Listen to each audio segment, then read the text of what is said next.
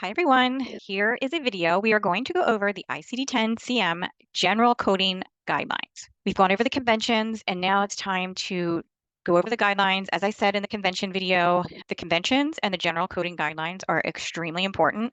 They are peppered throughout the entire index and, well, actually the entire code book. So it is very important that we know how to apply them. And there's a lot of information in the details of the guidelines themselves that can get easily lost. So we're just going to go over them and have some examples on our left. And then, yes, we'll go from there. Okay, so first, locating a code in the ICD-10-CM. And basically what this guideline is telling us is that we first locate the term in the alphabetic index, and then we verify the code in the tabular list. We are to read and be guided by the instructional notations that appear in the alphabetic index and the tabular list. And it's essential to use both the alphabetic index and tabular list when locating and assigning a code. The alphabetic index does not always provide the full code, and very often it doesn't. Particularly when we have a seventh character, it is never in the index. And then when we see a dash after a code, it's necessary to refer to the tabular as well. Now, I would go on to say that we never just look in the index for a code, that we have to go to the tabular to see, because we would be missing all of our notes that are there to help and guide us, not only in sequencing purposes, but the excludes notes, the inclusion terms, all the conventions that we talked about in the last video, that this is extremely important. So we're just going to look at an example for aphakia. And here we see a convention of acquired and post-op. These are non-essential modifiers, meaning that they don't impact the code assignment, but they can be there or not be there, and that's okay. And we see this dash here. So we have H27.0. And this is what this is talking about. This is not a full code.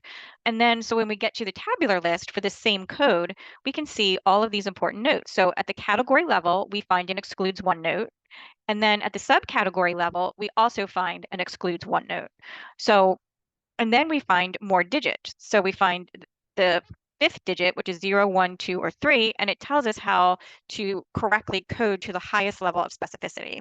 So basically, the first guideline is telling us that we always use the alphabetic index and the tabular to look up the code. We never just go by the alphabetic index because we're missing. So let's move on to the second general coding guideline, which is level of detail in coding. Diagnosis codes are to be used and reported at their highest level, at their highest number of characters available, and to the highest level of specificity documented in the medical record. So an example of this is over in our alphabetic index, we see hypotension. The default code for that, not further specified, would be I95.9. But if they say chronic, it would be I95.89.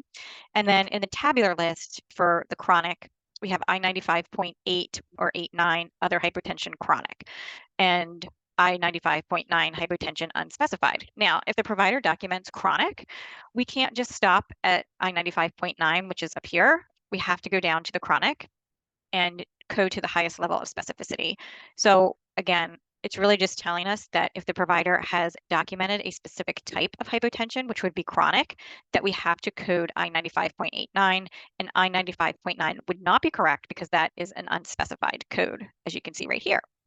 Then it goes on to say, again, this is just a reminder of our convention. We already went over this in the conventions, but it's reminding us again that diagnosis codes are composed of 3, 4, 5, 6, or 7 characters. There are codes with 3 characters. And an example of a 3-character code is actually malnutrition severe, and it isn't further specified in the classification. There's no 4th, 5th, 6th, or 7th digit, so it would be correct to assign E43 for unspecified severe protein calorie malnutrition or starvation edema. And it goes on to say a 3-character code is to be used only if it's not further subdivided.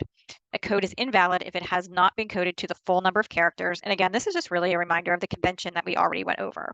But I thought it'd be good to show an example of an actual 3-character code that's not very common, I have to say, but malnutrition is an area where we do see a couple codes actually that are only 3 characters. Guideline number 3 is basically very straightforward. It's just really saying the appropriate codes from A00.0 through to T88.9 and Z0 through Z99.8 and U00 through U85 must be used to identify diagnosis, symptoms, conditions. It's basically pretty straightforward and self-explanatory. Signs and symptoms.